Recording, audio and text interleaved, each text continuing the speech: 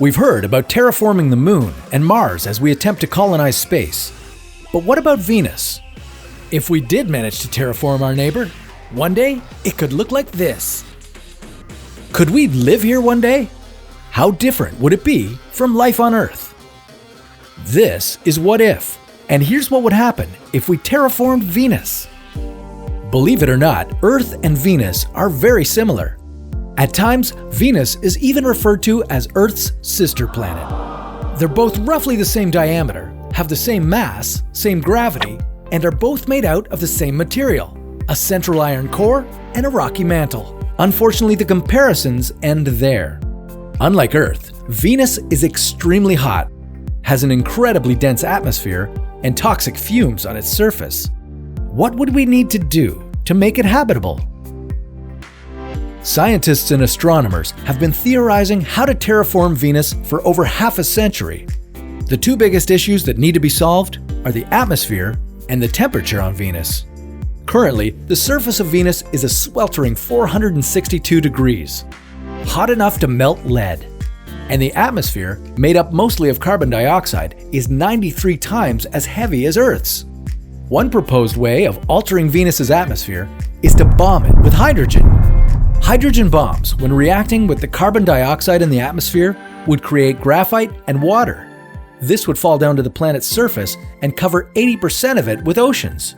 Mind you, they wouldn't be nearly as deep as Earth's oceans. Venus would only have 10% the amount of water that Earth has. This would take a lot of hydrogen.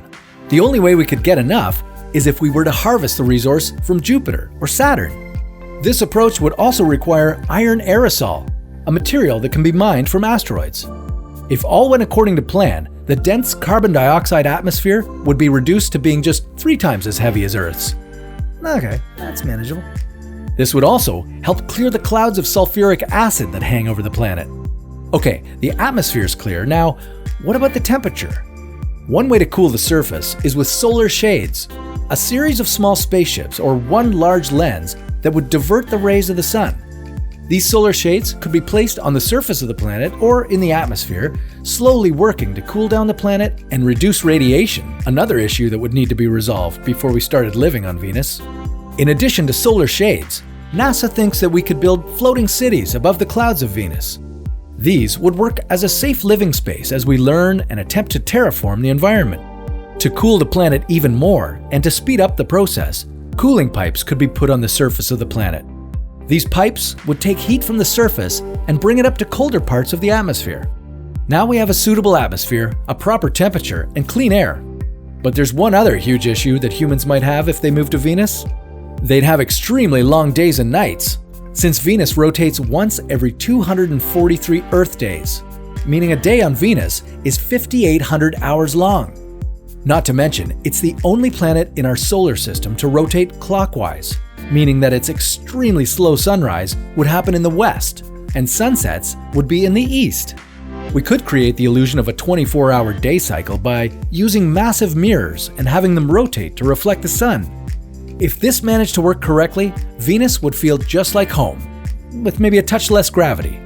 After all this, Venus would finally be habitable. Sure, the planet would rotate differently and you'd get a different view of the sun, but it could be another place for humans to live. Scientists theorize that it could be a backup planet one day. Studying more about Venus could teach us something about Earth. Venus suffers incredibly strong greenhouse effects, the cause of its extreme temperatures and dense atmosphere. By learning more about cooling this planet, it may unlock the secrets to cooling our own and maybe make our home last even longer. But that sounds like a story for another What If.